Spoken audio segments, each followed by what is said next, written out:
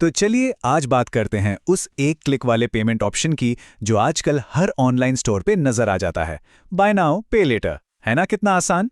कुछ पसंद आया, क्लिक किया और सामान घर पर। पैसे अरे वो तो बाद में दे देंगे। लेकिन क्या इस आसानी के पीछे कोई कीमत छुपी है? तो सवाल यही है कि क्या ये बाय नाउ पे लेटर यानी बीएनपीएल वाकई उतना ही सीधा और सुरक्षित है जितना ये दिखता है, या फिर इस सुविधा के पीछे कुछ ऐसा है जो हमें बाद में महंगा पड़ सकता है? आइए इसी को समझते हैं। सबसे पहले तो ये समझना जरूरी है कि आखिर ये इतना पॉपुलर हुआ क्यों। ये सिर्फ एक पेमेंट का तरीका नहीं है, बल्कि ये एक मॉडर्न सुविधा बन गया है जिसने हमारे शॉपिंग करने के अंदाज को ही बदल दिया है। इसका फंडा बड़ा ही सिंपल और मजेदार है। जो चीज चाहिए वो अभी खरीद लो और पैसे देने की टेंशन बाद में। मतलब तुरंत चीज मिल जाने की खुशी, कोई लंबा इंतजार नहीं, कोई झंझट नहीं। और अब तो ये हर जगह है। ज़ेस्ट मनी, लेजी पे, सिंपल से लेकर अमेज़न और फ्लिपकार्ट पे लेटर तक। ये नाम अब ऑनलाइन शॉपिंग की दुनिया का एक आम हिस्सा बन चुके हैं। ऐसा लगता है मानो हर कोई यही ऑप्शन दे रहा है। तो चलिए अब जरा पर्दे के पीछे झांकते हैं और देखते हैं कि ये सर्विस असल में काम कैसे करती है, क्योंकि ये सिर्फ एक पेमेंट ऑप्शन से कहीं ज्यादा है। प्रोसेस तो इतना आसान है कि क्या ही कहें। कोई सामान पसंद किया, पेमेंट के टाइम बीएनपीएल पर क्लिक किया और बस हो गया। पेमेंट के लिए 15 से 45 दिन का टाइम भी मिल जाता है। सब कुछ एकदम मक्खन जैसा लगता है। लेकिन कहानी में असली ट्विस्ट तो अब आता है। हर बार जब बीएनपीएल का इस्तेमाल होता है तो असल में एक छोटा सा लोन लिया जा रहा होता है। जी हां, बिल्कुल सही सुना, ये एक माइक्रो लोन है।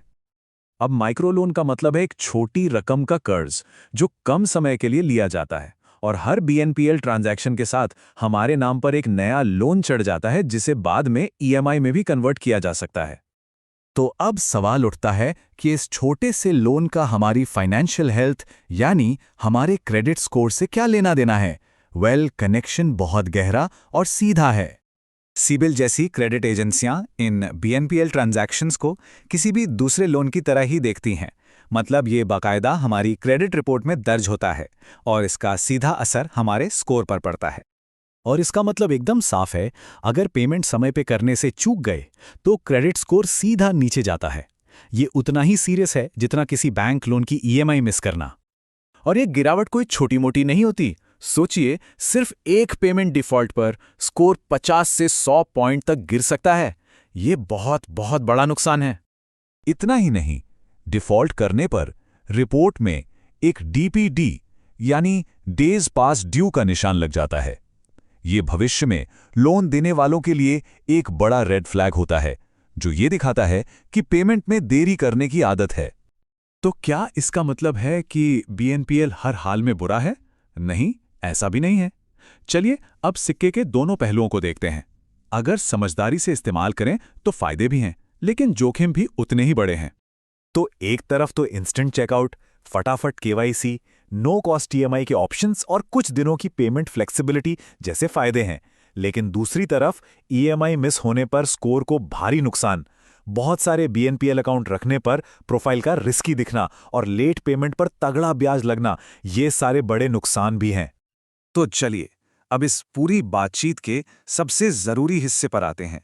ये वो एक चेतावनी है जिसे हर बीएनपीएल यूजर को हमेशा ध्यान में रखना चाहिए। बैंक और दूसरी लोन देने वाली कंपनियां बार बार बीएनपीएल इस्तेमाल करने की आदत को एक खास नाम देती हैं, हाई क्रेडिट हंग्री बिहेवियर। इसका सीधा सा मतलब है कि उन्हें लगता है कि इंसान लगातार छोटे छोटे कर्जों पर निर्भर है। और सबसे चौंकाने वाली बात यह है कि भले ही सारी पेमेंट्स टाइम पर हो रही हों, सिर्फ बहुत सारे बीएनपीएल अकाउंट रखना ही अपने आप में एक नेगेटिव सिग्नल है।